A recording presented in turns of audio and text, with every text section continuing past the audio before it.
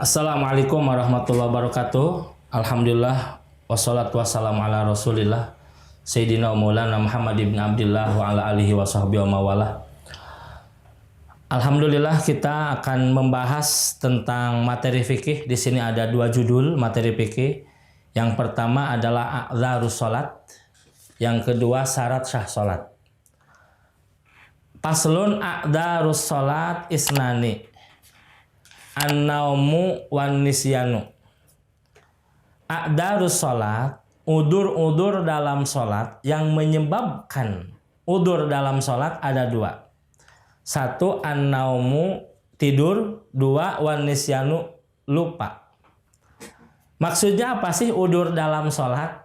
Begini, kalau kita tidak salat, disengaja tidak salatnya, maka dosanya gede. Dosanya gede. Satu kali kita tidak sholat, disengaja tidak sholatnya, dilemparkan oleh Allah ke dalam nerakanya. Ya, dilemparkan oleh Allah ke dalam neraka. Naudzubillah, masya Allah. Tapi ada, kita tidak sholat tidak dosa. Itu disebut udur. Mana orang tidak sholat tidak dosa? Satu, kalau dia tidak sholatnya karena ketiduran.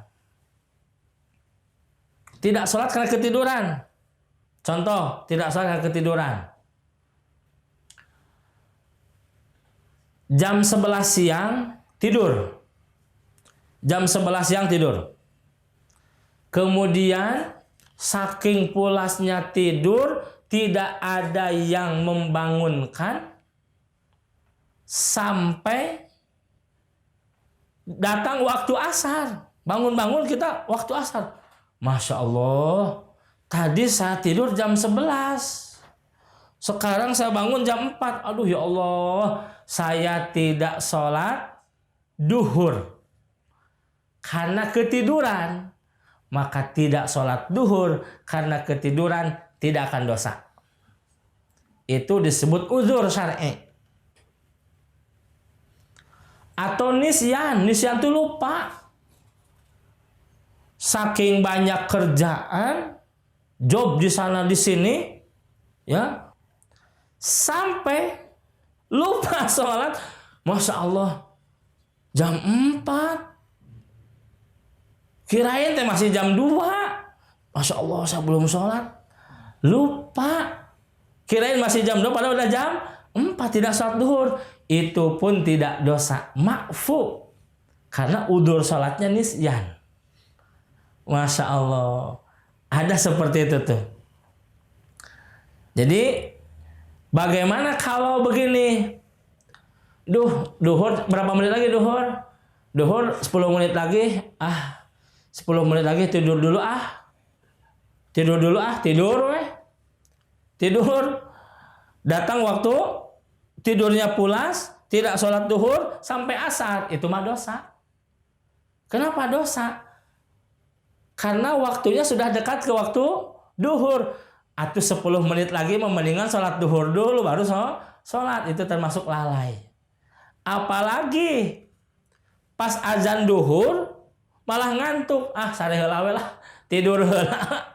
Tidur heula. Tidur dulu, kelepasan. Bangun-bangun asar. Itu pun dosa.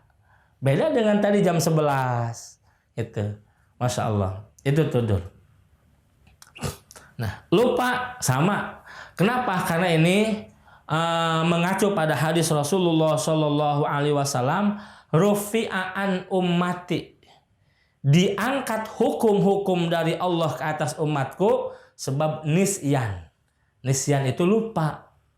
Jadi kalau tidak sholat dosa, hukumannya neraka. Kalau dia disengaja, kalau tidak disengaja tidak dosa.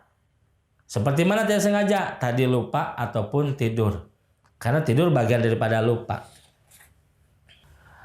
Qala Sulaiman al-Jamal qadruwiya Anas bin Malik radhiyallahu an anin Nabi sallallahu alaihi wasallam annahu qala man arada ayyana ma'ala firashihi panama ala yaminihi summa qara'a qul huwallahu ahad mi'ata marrah fa idza kana yaumul qiyamah yaqulu rabbu azza wa jalla ya abdi udhul yaminika al jannah. Qala hadza hadisun gharibun min hadits Tsabit Anas. Sulaiman Al-Jamal telah meriwayatkan hadis dari Anas bin Malik radhiyallahu taala an bahwasannya jika seseorang hendak tidur maka tertidurlah di atas amparan, kasur, apapun lah, sofa dan sebagainya. Tertidurlah di atas tempatnya. Kemudian fana ma'ala yaminih, tertidur ke arah sebelah kanan. Begini nih, tertidur ke arah sebelah kanan. Summa qara'a, kemudian dia membaca qul huwallahu ahad 100 kali. Masya Allah. Sebelum tidur kita membaca Al-Ikhlas 100 kali. Fa idza kana yaumul qiyamah, maka barang siapa yang sebelum tidur membaca surat Al-Ikhlas 100 kali, yaumul qiyamah yaqulu rabb azza wajal, Allah azza wajal akan menyapa kita dengan bahasa kata Allah, ya abdi, wahai hambaku, udkhul biyaminika al jannah, masuklah kamu lewat kananmu al jannata, ke surga. Karena di sana nanti manusia di alam mahsyar akan terbagi dua golongan. Firaqun akan menjadi dua golongan. Firaqun fil jannah, satu golongan masuk surga Allah dan satu golongan masuk neraka Allah Subhanahu wa taala. Masuk surga Allah, Allah akan giring yamin ke sebelah kanan.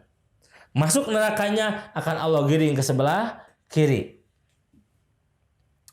Ya abdi udhul biyaminik al jannah, masuklah kamu ke sebelah kanan al jannata, lurus ke surgamu. Qala hadza hadis gharib, ini adalah hadisnya gharib. Oleh karena itu maka al-Islam dinu adabin, Islam itu adalah agama yang hidupnya itu adalah penuh dengan adab, penuh dengan etika. Kenapa? Al-Islam dinu adabin, Islam itu adalah agama yang penuh dengan etika, dengan akhlak. Kenapa? Supaya setiap tindak tanduk kerjaannya itu jadi nilai ibadah. Ibadah yang wajib jelas pahalanya. Ibadah yang sunnah jelas pahalanya. Yang mubah, bagaimana yang mubah supaya jadi nilai ibadah? Seperti mana? Tidur, makan, dan lain sebagainya, kehidupan sosial kita. Perkara mubah jadi nilai ibadah. Maka bagaimana tidur kita jadi nilai ibadah? Tidurlah miring ke sebelah kanan. Sebelum tidur baca surah Al-Ikhlas, istighfar, baca surah Al-Ikhlas, dan lain sebagainya. Tidurnya pun jadi nilai ibadah.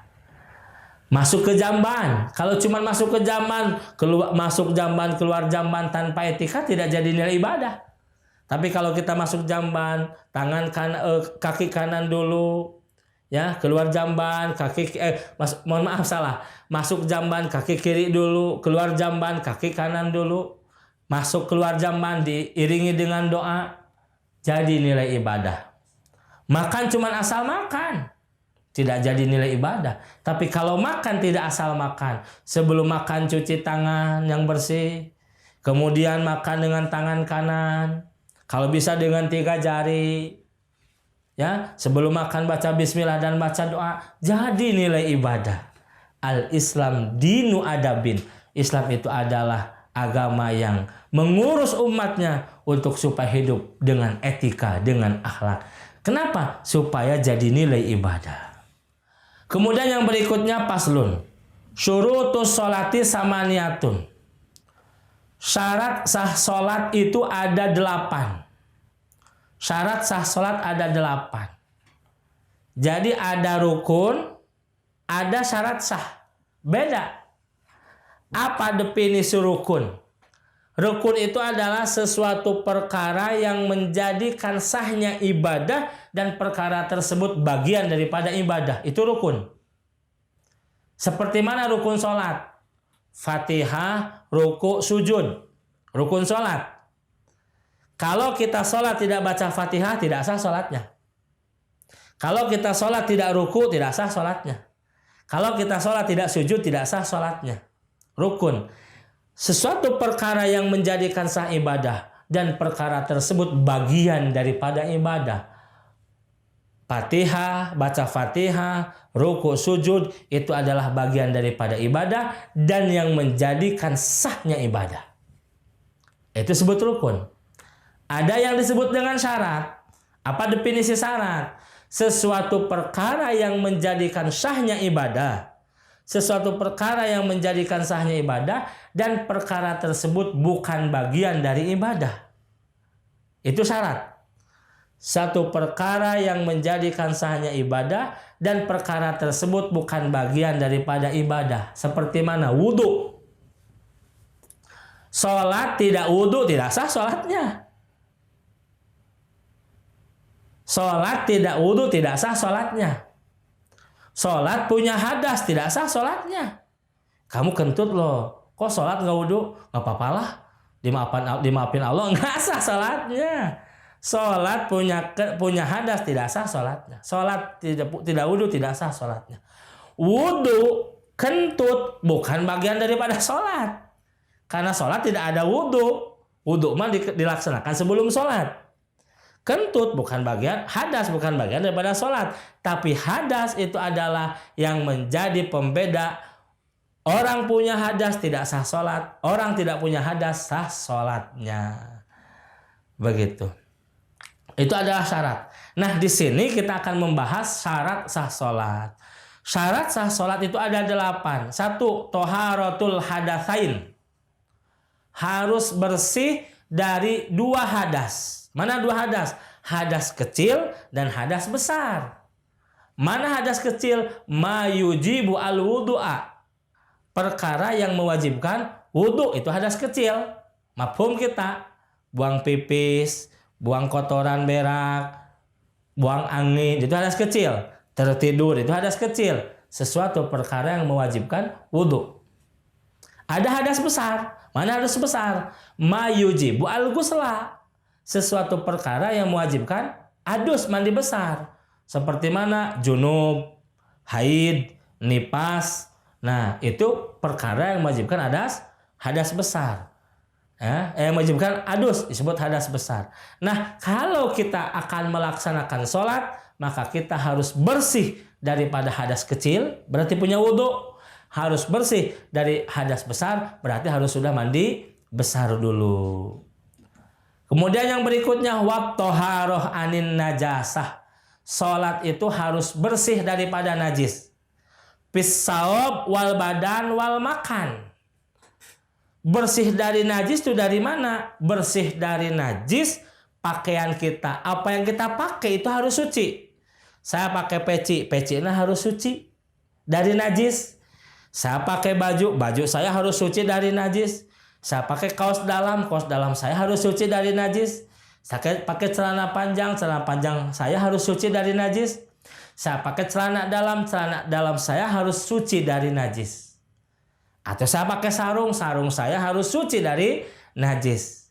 Baru kita sah sholatnya. Dalam pakaian.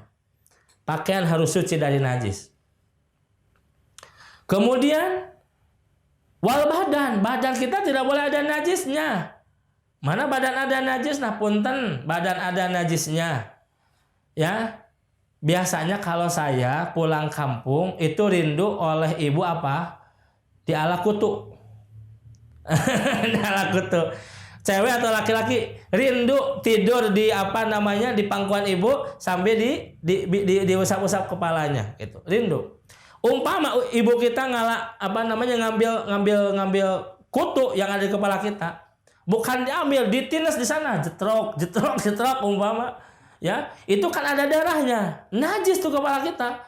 Kita sholat, Allahu Akbar. Bawa darah yang ada di kepala darah kutu, bahkan bangkai kutunya juga ada di sana. Salat kita tidak sah.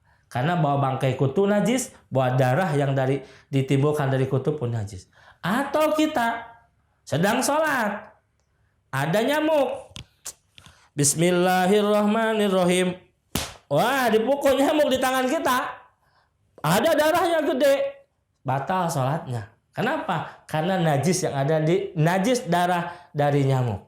Jadi badan kita harus bersih dari najis. Gitu. Maka kenapa? Begitu Rasulullah SAW dengan Abu Bakar Siddiq sedang berjalan berdua di satu tempat. Ketika sedang berjalan berdua di satu tempat, melewati dua pemakaman yang masih baru. Dua pemakaman yang masih baru. Kemudian Rasul tertegun. Terdiam. Wajahnya berubah. Yang asal wajah Rasul itu indah dipandang sembringah, berubah. Kalau bahasa Sunda mah genek melekmuk. Apa genek melekmuk itu? Merah kehitam-hitaman. Wajah Rasul berubah. Abu Bakar Siddiq kaget. Ada apa gerangan? Sampai Rasul terdiam, tertegun. Wajahnya berubah. Kayak ketakutan. Maka Abu Bakar Siddiq bertanya, ya Rasulullah, ada apa gerangan? Kata Rasulullah SAW, Abu Bakar Siddiq, saya mendengar dua ahli makam ini sedang disiksa oleh Allah Subhanahu wa Ta'ala. Saya mendengar umat saya disiksa, jeritannya luar biasa. Maka saya tertegun sampai wajah saya berubah jadi hitam kemerah-merahan alias genek melekmuk. Seperti itu. Nah, kemudian kata Rasul, amma ahaduhuma. Salah satu dari penghuni makam ini, beliau disiksa oleh Allah karena dia namam. Kerjaannya ngadu-ngadu. Seneng kalau umat Islam sama umat Islam bertengkar. Seneng gitu bertengkar. Si A dengan si B, kelompok A dengan seneng gitu. Namam dia, ngadu-ngadu. Ngadu domba kesenangannya tuh. Yang kedua, adapun yang kedua adalah kalau dia istinjanya kurang bersih. Kalau pipis itu nggak bersih bersucinya. Kan harusnya kalau sehabis pipis kita basuh pakai air. Kalau tidak ada air, kita susut atau kita lap pakai tisu. Ini mah enggak. Tidak pakai tisu, tidak pakai batu zaman dulu, tidak pakai air, beres pipis disintilkan umpama beres pipis langsung dimasukin ke dalam celana lagi. Nah, ini kebiasaannya tuh. Atau dia beres pipis tuh tidak istibro.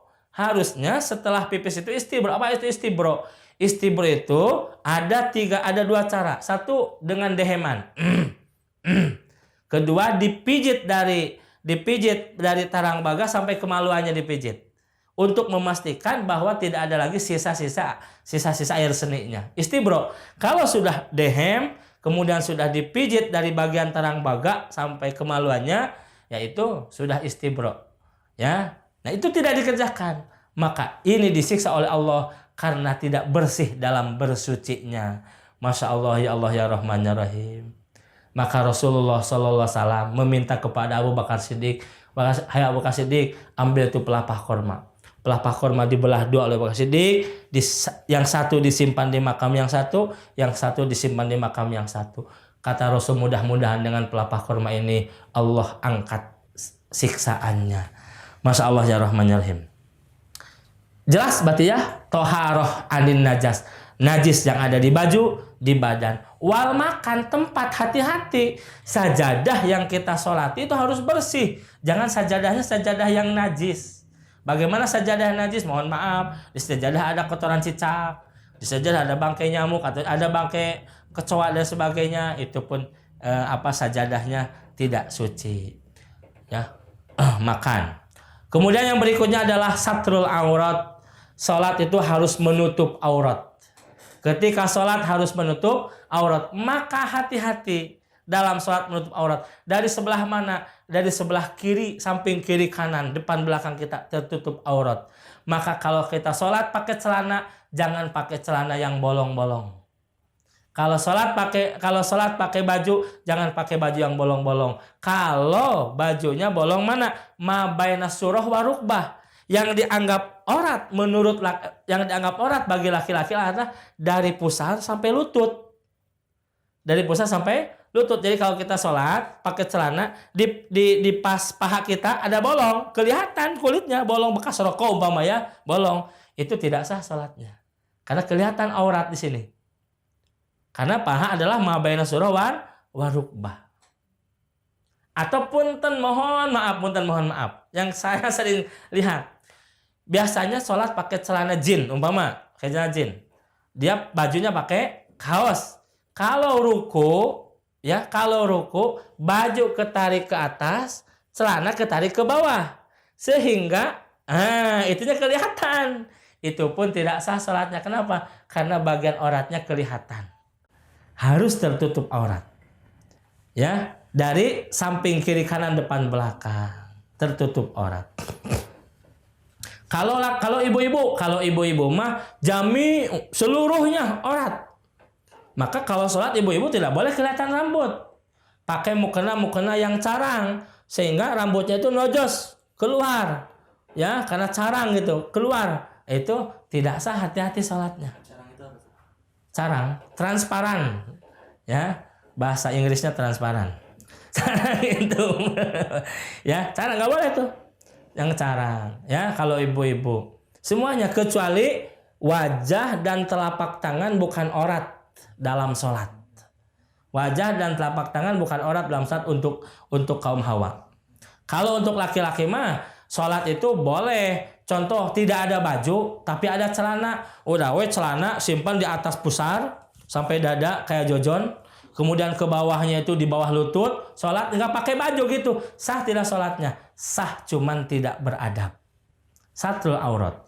Wastiqbalul kiblat. Dan sholat itu harus menghadap kiblat. Sholat harus menghadap kiblat. Menghadap kiblat bil yakin, bukan bisyak. Bil yakin, timbul keyakinan itu bisa dari ilmu kita. Contoh, kalau dari sepemahaman saya dulu waktu saya belajar, kalau kita ada di sekitar Jawa Barat, maka untuk mengarahkan kiblat kita cari mana barat, mana timur. Barat timur. Sehabis barat timur diketahui barat, maka belokkan ke sebelah barat daya, barat laut, ke sebelah barat laut. Dibelokkan ke sebelah kanan, ke sebelah laut 25 sampai 27 derajat. Kita belokkan arah ke sana, bil yakin itu adalah arah kiblat. Maka arah kiblat istiqbalul kiblah untuk penduduk Mekah haram itu adalah Zatul Ka'bah. Istiqbalul kiblat, menghadap kiblat untuk tanah haram itu adalah Zatul Ka'bah, zatnya Ka'bah. Untuk di luar haram adalah bukan Zatul Ka'bah tetapi Zatul Haram, Masjid Haram arah kiblatnya.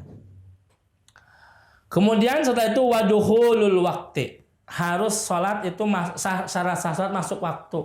Tidak boleh kita sholat itu udah duhur belum? Kayaknya duhur deh. Sholat pada setengah 12. Tidak sah sholatnya. Harus sudah yakin masuk waktu. Yakin masuk waktu. Yakin bisa dengan tanda. Kalau kita lagi camping di pegunungan nggak kedengar adzan, dengan tanda apa tandanya? Tergelincir matahari dari arah timur ke sebelah barat. Oh, berarti sudah masuk waktu duhur. Seperti itu. Atau kita mendengar adzan. Kemudian yang berikutnya adalah wal ilmu bi fardiyatiha. Kita harus mengetahui mana fardu, mana sunnah, mana harus, mana yang jangan. Oh, ini fardu, baca Fatihah itu fardu, ruku sujud itu fardu, tahiyat akhir itu fardu. Oh, baca surah sunnah, tahiyat awal sunnah, gitu kan? Bacaan-bacaan selain Fatihah itu adalah sunnah. Nah, kita harus tahu mana bagian yang fardu, mana bagian yang sunnah. Jangan sampai yang sunnah dianggap fardu, yang fardu dianggap sunnah. Bahaya.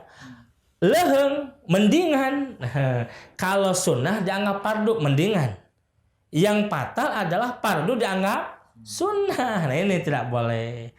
Wa alla ya'taqida fardhon min furudiyah sunnah. Tidak boleh meyakini fardu dianggap sunnah. Contoh, baca Fatihah menurut kamu itu sunnah apa wajib? Wajib. Baik. Baca Fatihah menurut kamu sunnah apa wajib? Sunnah. Salah berarti. Menganggap Fatihah dalam salat adalah sunnah. Tidak boleh. Wajtinabul mubtilat al-ahdas wajtinabul mubtilat, hendaknya menjauhi perkara yang dapat membatalkan sholat. Mana sih perkara yang membatalkan sholat? Berbicara yang bukan pembicaraan dalam sholat. Mana berbicara? Sholat tidak boleh ngomong kecuali bacaan dalam sholat. Sholat tidak boleh ada gerakan kecuali gerakan sholat. Itu adalah ijtinabul mubtilat dan lain sebagainya. Demikian yang dapat saya sampaikan dari dua pembahasan masalah a'dharus sholat dan syarat sah sholat. Ini mudah-mudahan syarat sah sholat kita laksanakan ya, sehingga kita tahu sekarang ilmunya, oh syarat sah sholat seperti ini, maka insya Allah ini akan menjadikan nilai kualitas ibadah kita lebih berharga di sisi Allah.